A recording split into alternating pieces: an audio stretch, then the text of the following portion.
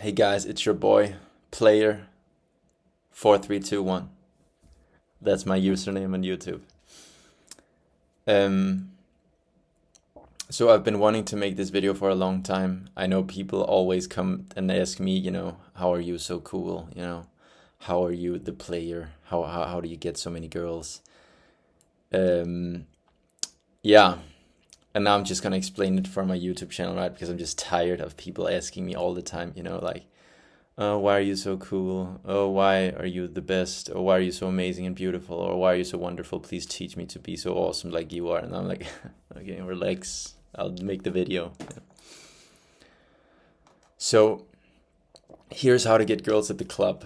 Okay, so basically, well, it's difficult. It's an art, you know. Like I will explain it. I'll teach you my secrets because you don't hate the player, you hate the game, or you love the game. You feel me? Like you could try to hate the player, but why not just hate the game, not love it, right? You just gotta get in there. You know who hates the game and the players? That's the one who suck at it. That's the ones who are bad at the game with getting the girls in the club. So here's what you want to do. First, you gang up. You don't want to arrive alone, right? That's just losers, right? Losers arrive alone. Oh, you don't have any friends. You're a loser. We're not losers. With player 4321 here. We're the gods of the club, right? So what you want to do? I'll explain it from start to finish. So when you get the girl, that's the finish. Now I'm saying, then you get the hell out of there. I'm kidding. You get out before she even wakes up. You know what I'm saying? And you of course never. Well, we'll get to that later. You don't want to stay there for the next day. You just get out of that house. So I'll break it down from start to finish. Well, you could also do it at your own house. I'll get to that later. Gather up your gang. Step one, gather up your gang of dudes. Suit up. Put some foundation on your face. Cover all your disgusting human sits, right?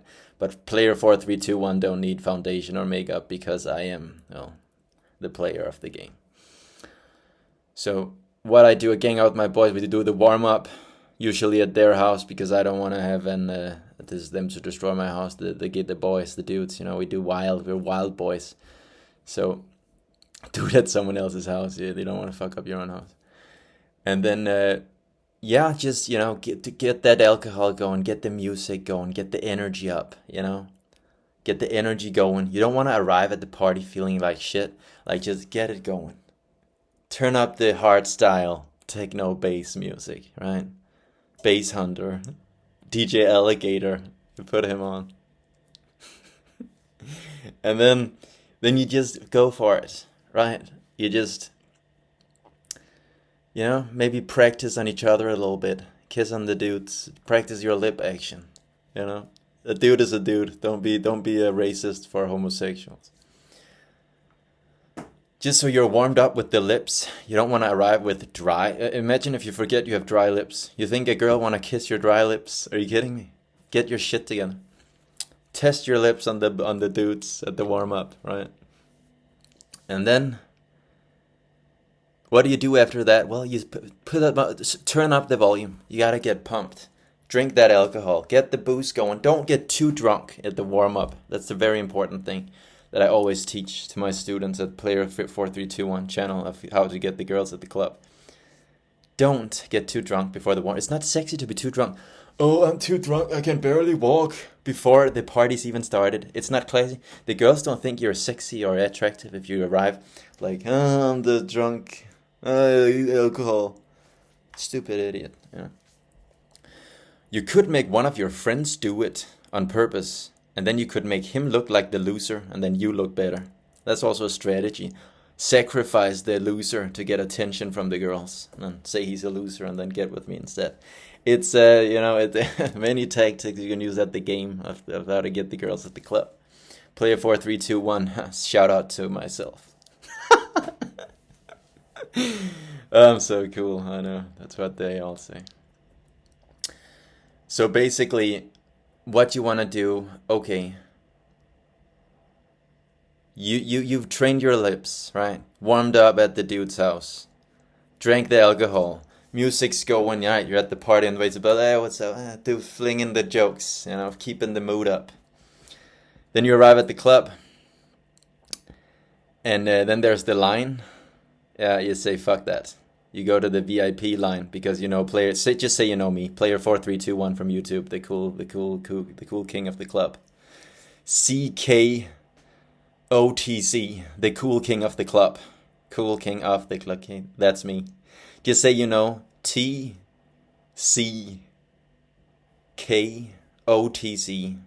from YouTube, the king who gets the girls at the club. Just say you know me, then you get into the clubhouse immediately. The club. And, well, they of course need a picture of me with you. Like, they're like, yeah, sure, everyone says they know the king of the club. Player 4321. You have to show how you are standing together with him on the photo, right? And then they show it with you know me, of course. And then you get in. Of course, to any club, everyone knows me. Don't pretend my channel doesn't have 1 billion subscribers. Are you kidding me? Fucking jokes. Also, basically, so you're at the club now. So what do? Many people get awkward here, right? Oh, where do I go? Where do I go?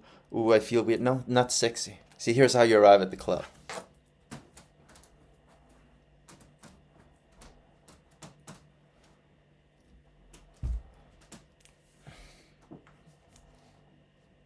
Feel like it's your home, right? You just got home from work. That's how you should get into the club. You just got home from work. It's your place. You got this. You own this. Check me out.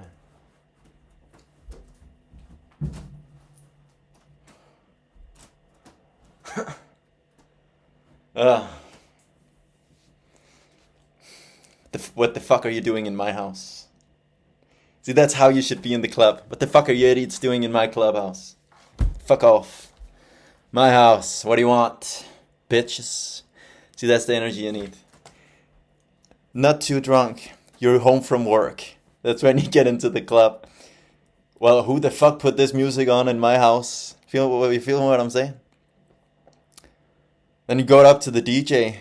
Say, hey, what's up, you little bitch? Give him your playlist. Then you give the DJ your playlist that you prepared from home. And you say to the DJ, yeah, turn on your shitty music. Put this playlist on. No, you know what? You say, fuck off to the DJ. And then you take over the DJ. That's the funniest place to be in a club. Fuck the DJ. I'm the DJ from now on. And then you look at all the monkeys, the humans who are sweaty and ugly, and think, why the hell would I kiss that or go home with that? Then you just do it. I would much rather be with vibration all night, where I just have sexual intercourse that always approaches an orgasm, but refuses to ejaculate. This romantic, loving relationship with the vibration of music. And then you look at the monkeys on the dance floor who are sweaty and ugly with their push-up bras and war masks of foundation, screaming out their insecurity to the whole club. You think I want glitter fucking lotion of disgusting shit on my mouth when I kiss you? Take off your stupid makeup, you fucking moron. You look like a clown. Also, another thing. Like, do you know how they test makeup? Here's the logic of monkeys. Humans, sorry. You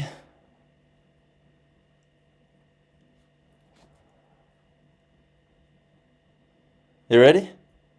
So to look attractive for other monkeys in your little sex rituals, where you put your foundation and makeup on, like a fucking smoothie of ignorance, that you whip on your face like butter to look even more stupid than you already are. That should be well enough already, right? When you insist on an exclamation mark on how stupid you are with this fucking swimming pool of a stupid misunderstanding. You just, hi, I'm stupid. That's people who wear too much makeup. Hi, I'm stupid. I'm sorry. I'm an insecure monkey. That's what they're saying. As I was saying, so basically, I swear I was just about to say something. Oh yeah, how they test the makeup. So basically, to test the makeup, then they test it in the eyes of animals like rabbits. They have rabbits in cages who feel pain. Then they put makeup in the eye of the fucking rabbit eye, the most sensitive area. So that you can see, what that happens to the rabbit. Maybe it loses its sight because you've created toxic products, right? Eventually you get it right, and then the rabbit's eyes and health are sacrificed so you can look more ugly and stupid than you already are. For moron monkeys in the fucking club where you're just polluting each other with how pathetic you all are. While I stand at the DJ booth getting money to have sex with my own playlist, which is a symphony of relation and vibration. Hire me. I want to teach at the Copenhagen University of Philosophy. I have been studying at Copenhagen Philosophy University. And that shit. This, you know what this video is? This is not how to get girls at the club. This is my application. You know, it doesn't even have to be Copenhagen University. It can be any university that teaches philosophy where I can also, well, here's what I want. I want whoever I'll show you that I understand philosophy and that I'm better than all your stupid teachers. I want to teach continental philosophy with a focus on German idealism. Yeah, that's what I want to teach.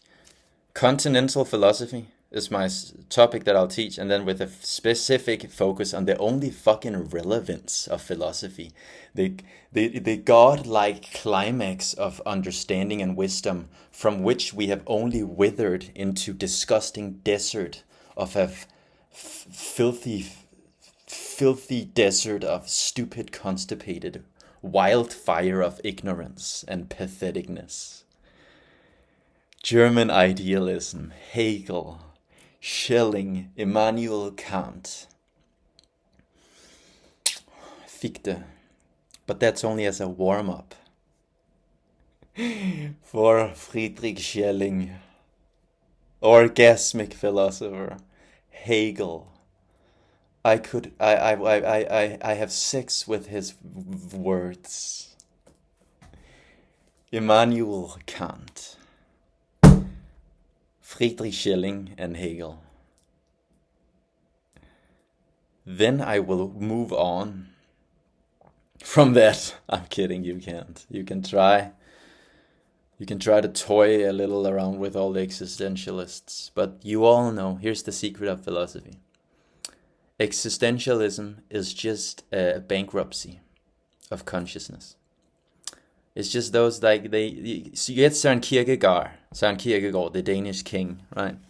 Who knows that there's more than this, just atheism to existentialism, you know? He talks about life, but also God. Not just, it's really complicated if you love both Kierkegaard and Hegel, because they're enemies, right? But you see, I will teach philosophy it doesn't have to be Copenhagen University. I will say I've been there. It's absolutely pathetic teachers. There's only a few teachers who are not absolutely pathetic, and I could do way better. And I'll do it here in this video. I'll do this an hour long. I have 45 minutes of philosophy. This is my philosophy application. I would also prefer, here's what I want. I'll probably send the email to christianfunder@icloud.com. Maybe I should not have said my real email. How else will I get you guys to write me an job offer? I'll also do, this video is actually a lot of things. I will do philosophy, but I'll also say to Blizzard, entertainment, Battle.net, who makes World of Warcraft, I will do a freestyle of World of Warcraft stuff as for money. So if you sponsor me World of Warcraft, I can rap and stuff about World of Warcraft arena battles. I've played arena. I'll talk about that later. First, I'll do philosophy. So I want to be sponsored by someone who runs clubs, DJ equipment, a spot at the club while I look at the monkeys, right? And then I want, philosophy universities. And I not only want to teach continental philosophy with a focus on German idealism, also wanted to speak about Plato. I want to focus on Plato also. Well, the continental philosophy of Plato and German idealism, and how they actually are just time-delayed versions of saying the same in different tongues of periods of time. And not exactly. Plato is a bit more poetic, right? But I want money, but I'm from Denmark, so I'm going to need a house if you hire me in England or America or something.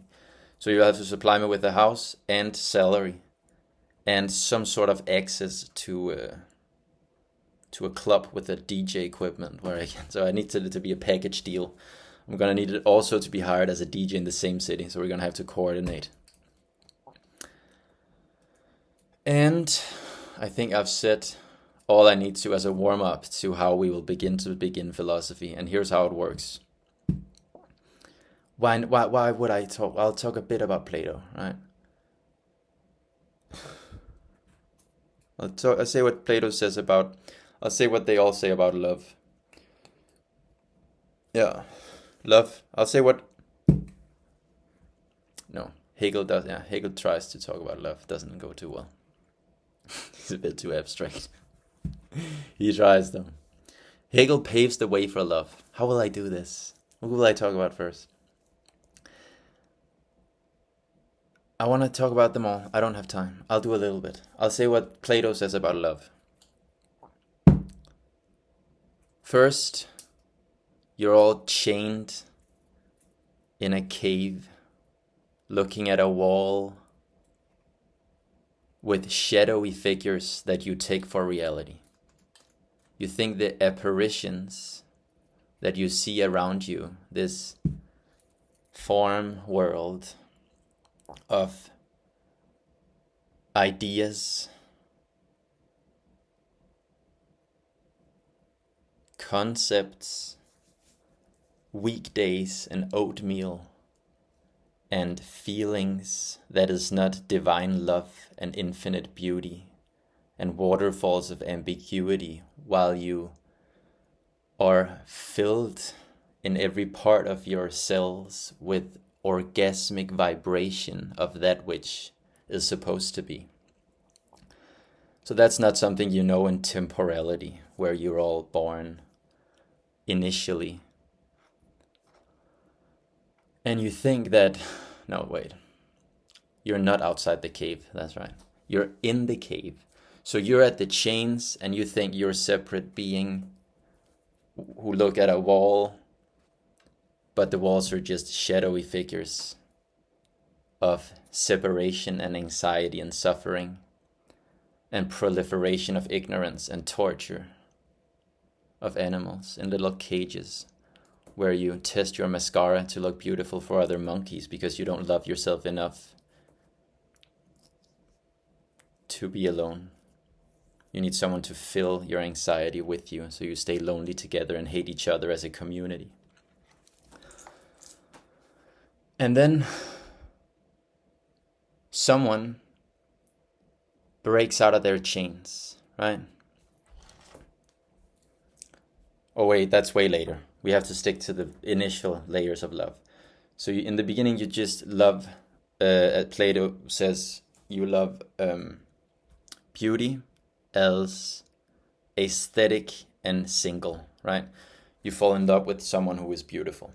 You're attracted to their sexiness, their boob size, or their washboard, or how they pronounce tactics, right? whatever floats your boat. Hair color, smell, right? Oh, she's sexy, I fall in love with her. Or she's beautiful, I fall in love with her. Then you eventually fall in love with everyone who's beautiful, because you realize you don't just love her who's beautiful, you also like the other girl with the big boobs from work, right? And then you break up with your wife to get the other girl, but you realize that it's not the other girl you just like all beautiful girls. And then you eventually fall in love with a beautiful soul, a personality, someone who's sweet and nice to you, right? And then you realize that you don't just like her who is nice, you like all the ones who are nice, right? And then that is before you realize that what you actually love is the structures themselves of a society that gives birth to girls who are nice, or women who are nice, or men who are nice, right? But then you break that, maybe, like most people stay in the cave. And then you fall in love with wisdom itself. You fall in love with philosophy. It becomes this Bacchic frenzy of wanting to understand who I am. It's this romantic relationship with understanding the universe and what you are. Not just living the fog of ignorance. Yeah. Take yourself seriously. And then someone, maybe, sometimes, could happen, that it would happen maybe, that someone would break their chains even from philosophy. And that's how, think of philosophy as not the key, but the rock, the giant rock that smashes your chains. Because there's no key. You're all bound to reality. You can't, because restriction is the necessity of freedom. How would I experience if not bound by form? So I have to restrict myself in the shackles of time, only to break free into eternity, because I need form to be time. So I can't use keys, but I can use a stone to chip away the shackles, so I only have a few. So now I don't have a million shackles, a million webs binding me. I'm a waterfall that flows freely because I am blessed by divine lightning. Maybe. I don't know how it works. I'm just improvising. And then someone breaks free from the shackles with the help of philosophy, which is like the sex dance with reality, where God becomes sexy to you, and you become attractive to.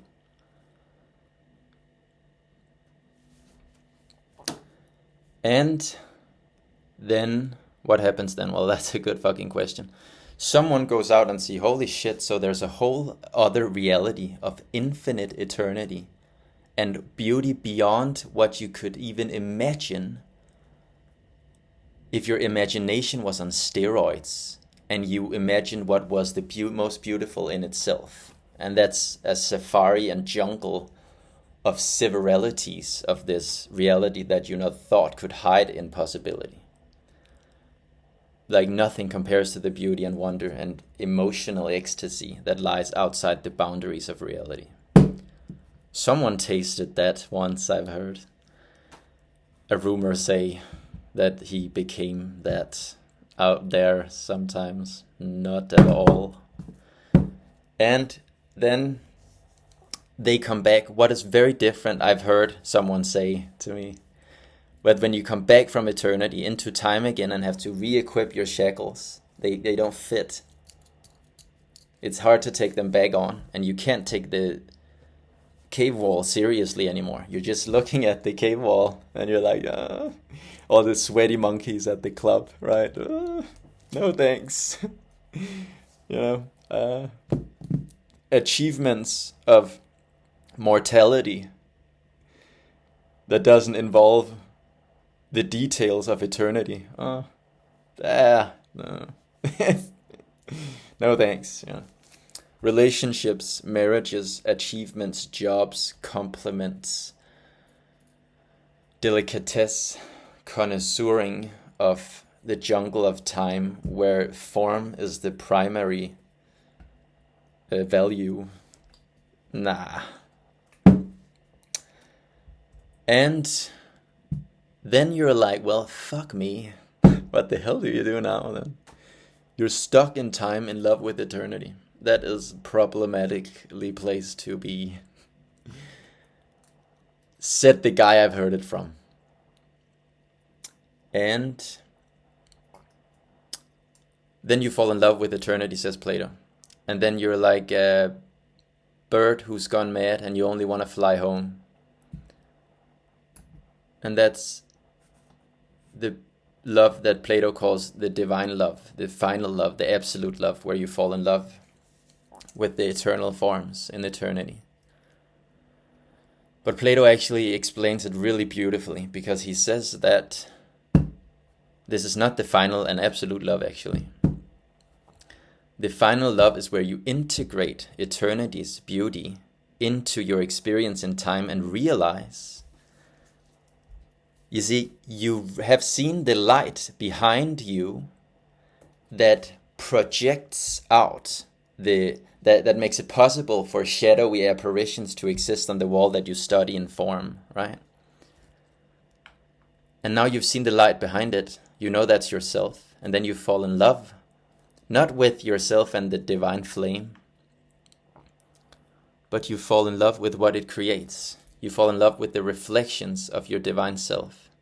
And then when you see a gazelle or a mouse or an antelope or an eagle or a squirrel or a dolphin or a whale or a turtle or a porcupine or a honey badger or a tree or a butterfly or a garden or someone walking by you on the street or a dove hunting for bread or a crow who hurt its wing, you see yourself. You see a reflection. You see another shape of spirit that is trying to find shelter and comfort and escape from suffering torment of anxiety, like yourself, whatever shape it may be. And then you also look at the monkeys who wear mascara, makeup tested in the eyes of rabbits to look pretty for other monkeys while they look like a fucking clown, portraying their infinite ignorance as it was a fucking commercial sign. Right? And what do you do from there on? I have heard from the other dude I talked to that it's difficult to take these humans seriously. And then I will ask for a seat at the throne of whatever university of philosophy that I want to be at. You better fucking hire me. I'm the best. I can improvise. Do I look like I'm reading from a fucking manuscript here? That was Plato. Like, I can do it again better if you give me money next to a DJ facility with clubbing. Also, what's about with monogamy, right? Who wants one girl? You want... Here's Daddy 4321, player 4321 at the club. You don't want one girl, you want 9 girls. At least. Look at how the animals do it. The animals have a lot of males. They fight for who gets all the pretty girls. Why the hell do we not do the same? Stay in a relationship with one girl. You're kidding me? Fucking boring. And then you battle, but not in fist fights with the other males who want the girls. Everyone wants the girls, yes, but I'm the best, you say. And then the girls choose who they want of all. Like, here's how. Why do you think girls get pregnant? Males can keep delivering the material for pregnancy, right? It's like there should only be one who is the best.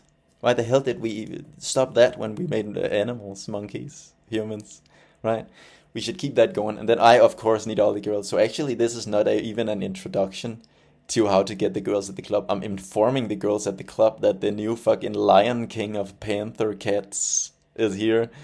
And the weather report is what I will explain while I replaced the sun because it was too cold for me when I headbutted it in the face. Get out of my way. I'm the king of the heaven. you know? And then you get hungry because it takes a lot of energy to headbutt the sun. So you eat the stars. I actually didn't headbutt it, I ate it. I ate the sun. And then now I'm the star on your heaven. And I shine way more brightly than that piece of shit stain on my wings. A solar system is a shit stain on my wings. Do you know who I am? Yeah. No need to ask. I am literally the Baron of consciousness. Well, if mind is a jungle, then I'm a jungle king here to explain the fact that all the girls are mine. Because I'm a cosmic beast of orgasm, and I have a roller coaster. It's called a Milky Way, and that's what I eat before breakfast when I make a soup of star lightning, because I've smashed stars together to create a soupy juice that I inhale with a straw. No way I use a straw. The straw itself is made of lightning stars that I eat. And then I eat the bowl after I've drunk the star lightning soup. And then I store the stars when I've eaten so much that I'm full. And I've made a necklace and a little hat and a sweater and a picnic blanket of star lightning. Then I put it in my storage device units. Little triangle boys, I call them. Then I keep them in an area around me where they feed me with the star lightning. Then I go back to Earth and say that's the weather report for tomorrow. Get ready for lightning strikes wherever I am because I'm lightning. And then I duel lightning, and then I said, what the fuck do you want, you silky piece of shit? You next to me is embarrassed, cold looking sandwich of embarrassment. You see, lightning itself looks like a pathetically ordered, overheated sandwich next to me of, tomatoes and stuff. I'm lightning, that's what I'm trying to say. I'm better than lightning is. I'm more lightning than lightning is. That's what I'm trying to say, if you understand. Because when you eat, then I use a tornado as a black hole. No, I form a black hole into a tornado and use it as a fishing pole. I use a black hole as a fishing pole to fish out more stars. So think if I have my tornado here and then I say whoops with the fishing pole of black hole. Then I equip myself with the best stars. I'm a connoisseur. I only want the stars that are about to burst into a supernova. That's when they taste best. Then I eat all that. And then I am lightning itself. And then I'm just standing here informing you the fact that I'm a conscious star. Festival of gravity. So wherever I am, I literally eat reality. And everything is literally mine. And I am the source of gravity and lightning. And I'm here to let you know that you're all in my clubhouse. And I'm the DJ looking at monkeys who torture animals and use makeup that is tested in the eyes of rabbits. What was I doing again? Weather report. I want to be a weather reporter as well. I want to be a weather reporter at the same place where I am a philosophy university teacher, where there is also a DJ house. And I'm looking for 9 angels, because this is not a video about how to get the girls. It's a video where I make girls fall in love with me. I'm consciousness with skin. I'm consciousness with a fucking voice. Find me. How will you find me? I write my email in the description. I'm actually the stupid thing here is I'm serious. Oh, I need to do the World of Warcraft shit. 1 second.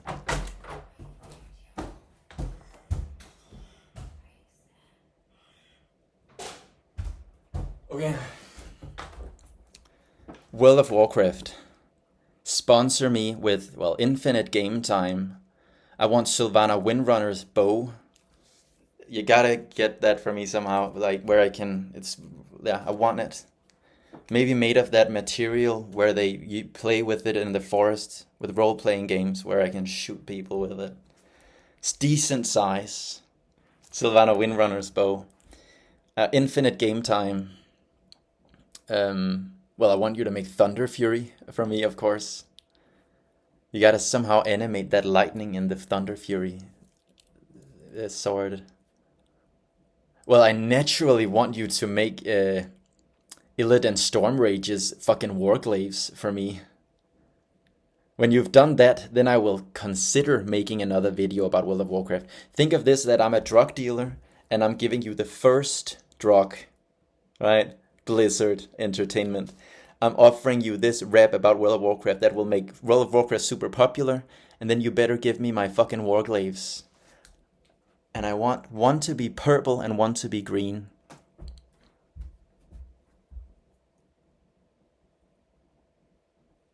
Maybe one orange. I want a pink one and blue one as well. Why a black-white one? Can you make a black-white one? Black-white Warglaive. So one Warglaive is black, other is white. Then I want one is blue, pink. Then I want one who's orange, green. Then green, purple, black, white, another black, white. Can you get that for me? Fix that, Blizzard. I want that. Also want the legendary bow from Sunwell Plateau. This is the last boss there. I never got it in fucking when I did it with the guild in the Burning Crusade Classic expansion. I never got it. Thoridal. I didn't get it in the fucking game. Now I want it in reality. Make me Thoridal, you fucking Blizzard cunts. Here's how. You ready? Well, I'll introduce myself. I'm a warrior. Oh, how I play World of Warcraft. You see, warrior is an art. It's by far the class that takes the most skill to play in World of Warcraft. And like, it's not just about running in and pressing all your buttons at once and just smash your buttons and use Stormbolt on cooldown. And just smash execute when they're low on health. It's not about that. It's an art. Tell me to tell you that. Like, so basically you run in on the mount, right? You know your target. The target is the first one you find. Whatever you see first, whether it be a training dummy, a squirrel, critter, or a wall, or the first player target. It can also be that. You can also just smash your axe into the wall. It's also definitely an option to play like that as a warrior. You could also actually go for the player target. But now we're up in the 2,800 warriors who's not just smashing a wall with their two-hand sword. So they sprint in on the mount. You don't want to wait for anyone, not your healer, not no one. You see, then you get in almost charge range of the first target you find. Then you heroic leap in charge range, and then you charge the first target that is available. You waste no time. The best thing is also if you go back behind the wall of the healer so your healer can't heal you at all. That's the most best warriors above 2,900 that do that. You waste no time. That's the warrior mantra. I do not waste time. I charge and I play hard. Then you go charge the guy. Then you literally just begin to smash whatever button does the most damage.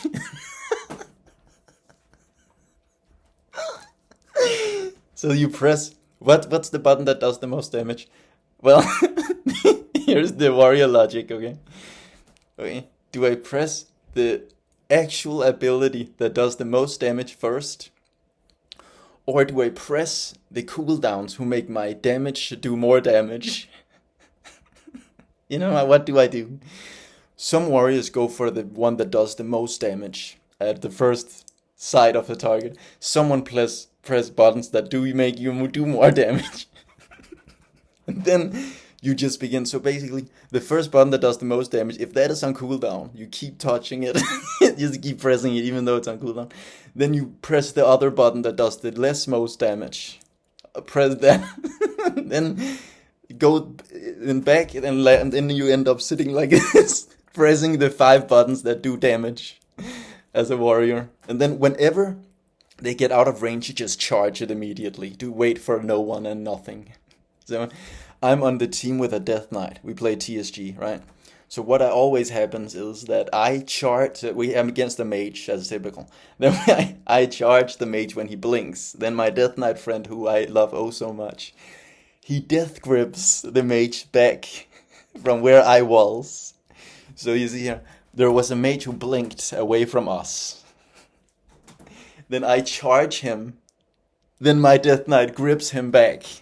So I wasted a charge because I'm a warrior and I'm smart.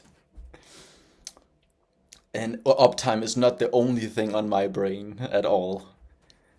And then, so I'm stuck away from the target and wasted charge. So now I have to walk slowly back to my Death Knight who gripped the target I charged. That's the logic of TSG. I'm a Death Knight. And I am invading reality. You see, here's how we do it. You press the buttons that do damage. When they are not in your range, you go closer to them until you can death grip them. And then you press the buttons that do the damage.